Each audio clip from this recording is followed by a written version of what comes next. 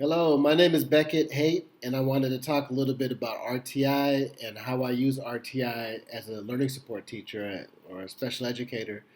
So, RTI basically can consist of a lot of different things, but in my conception, we're talking about a tier one, a tier two, and a tier three. And RTI starts with a strong tier one. You have to have the bottom level, the general ed, just rolling hard if you want a strong RTI program and a strong school. And at the tier one level, we're talking about behavior supports, we're talking about academic, executive functions, and maybe even other areas where we're looking at what does the tier one do, what does the whole school do. Like maybe you have a PBIS, like a positive behavior intervention system, and the whole school does something, and that's a tier one. But then if a student has more challenging behaviors, then you might have a tier two intervention, for example. And a tier one can take years to get strong. That's kind of like the first place you have to go. We're talking about, UBD, lesson planning, differentiation, given resources, all that stuff. Like what you expect from co-teaching, what is co-teaching, case management, everything.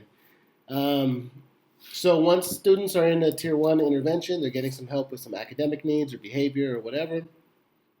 It might take months to go through different cycles of support. So all the teachers meet, or a few teachers meet, and the psychologist or the counselor, or admin, and they say, okay, this is kind of what we're doing.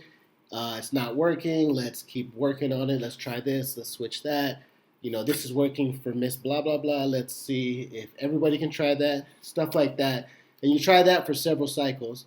And if a student is still having difficulty, then you go to tier two, where you find a short-term intervention. We're talking a few months and maybe, an hour or two a week. Don't quote me on that. Read your textbooks. But this could be doing reading, math, executive functioning, just working on gaps that the student has. So, for example, right now I do some tier two literacy interventions. So I'm working on vocabulary development for eighth graders, and we're trying to help build those skills. Sometimes I do little low key writing interventions or official tier two interventions that I've done in the past, where the students with the lowest writing skills in the school, they come and they work with me for a quarter, and we get them up to snuff, and then they take off, ideally. But if they don't take off and they're still having trouble, that's when we might have a tier three intervention. So that's a longer duration each week. That could take months to work with. And in some schools I've worked at, a tier three is considered a student that is in a resource class, like a pull-out class, and they need that support all the time. And then we work on specific skills. Other times it's just a more intensive reading intervention or something like that. Working in tier one, a lot of times I'm asking serious questions. I ask a lot of key questions when I'm working in these student success team meetings.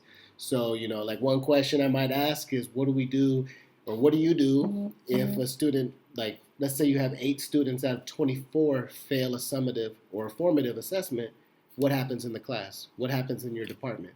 What happens in the grade? Those are tier one questions. Because if I have a student that's failing, but the teachers aren't doing things to help support that, we can't just put the kid in special ed.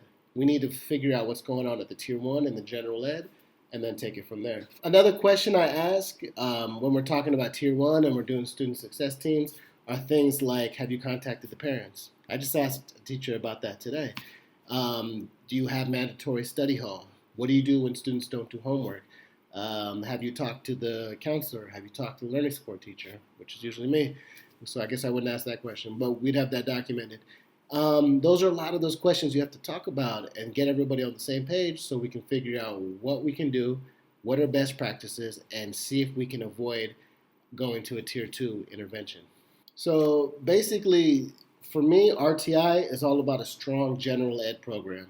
We need a lot of staff support, we need a lot of best practices, and we need systems and protocols to make sure that we're doing everything. There's got to be different types of student study teams. There's got to be forms that are filled out, student of concern forms or problem solving forms or whatever you want to call them. We need to have it dialed in. The process needs to be tight.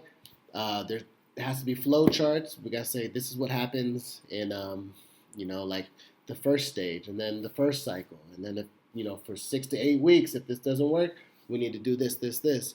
But at the end of the day, we want to avoid sending students off to a tier 2 intervention or a tier 3 intervention. We want to have the least restrictive environment.